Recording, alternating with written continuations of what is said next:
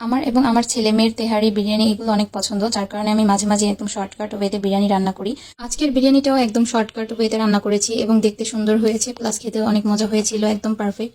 তো আমি এখানে প্রেসার কুকারে রান্না করার জন্য গরুর মাংস নিয়েছি প্রথমে, তার সাথে দিয়ে দিলাম পেঁয়াজ কুচি, তার সাথে দিয়েছি কাঁচামরিচ কুচি, তার সাথে দিলাম লবণ, এরপরে দিয়েছিলাম ধনিয়া গুঁড়া আর জিরা গুঁড়া, এরপর দিয়েছি আদা রসুন বাটা, তো তার সাথে দিয়েছি বিরিয়ানি মশলা, এরপর এখানে দিয়েছি টক দই, তার সাথে দিয়েছি টমেটো সস, এরপর দিয়েছিলাম বাদাম পেস্ট। এখানে 3 রকমের বাদাম, কিশমিশ আর ছিল পেঁয়াজ বেরেস্তা একসাথে পেস্ট করে নিয়েছি।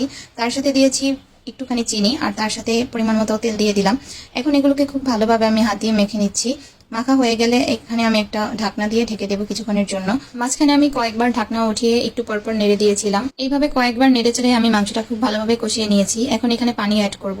এখানে খুব বেশি পানি অ্যাড করব না, মানে মাংস পরিমাণে থেকে একটুখানি বেশি। তো এরপরে প্রেসার কুকারের ঢাকনাটা আমি লাগিয়ে দিয়েছি, প্রায় 4টা সিটি উঠে নিয়েছি। এরপর প্রেসার কুকারের ঢাকনাটা আমি সেভাবে রেখে দিয়েছিলাম কিছুক্ষণ। এরপর এখন মাংসটা আমি দেখলাম যে সেদ্ধ হয়েছে কিনা, তো প্রপারলি সেদ্ধ হয়ে গেছে। এখন এখানে আমি পোলার চালটা আগে থেকে ধুয়ে ঝরিয়ে রেখেছিলাম একটা স্ট্রেনারে, তো সেটা ঢেলে দিলাম।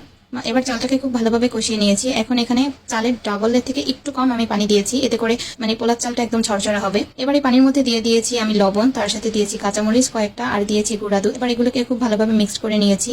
যখন এইভাবে বলক করতে শুরু করবে তখন আবার আমি প্রেসার কুকারে ঢাকনা লাগিয়ে দিলাম। ঢাকনা লাগানোর সাথে সাথে একটা সিটি যখন উঠে যাবে তখন আমি চুলাটাকে বন্ধ করে দিয়েছি। অ্যান্ড বন্ধ করে আমি প্রায় 20 মিনিটের মতো রেখেছি। এর মধ্যে পানিগুলো একদম শুকিয়ে চালগুলো পুরোপুরি ঝরঝরা হয়ে গেছে। এখন চালগুলোকে আমি উপর নিচ করে দিলাম আর এর উপরে দিয়ে দিলাম ঘি আর তার সাথে দিয়েছি পেঁয়াজ বেরেস্তা। পেঁয়াজ বেরেস্তা দেওয়ার পরে কুকারের ঢাকনাটা আমি সেভাবেই লাগিয়ে রেখে দিয়েছিলাম, তবে চুলা কিন্তু বন্ধ করে রেখেছি। তো এরপরে আরো 10 মিনিট রাখার পরে প্রত্যেকটা চাল একদম পারফেক্টলি ঝরঝরা হয়েছে আলহামদুলিল্লাহ। এখন আমি প্লেটে সার্ভ করে নিব।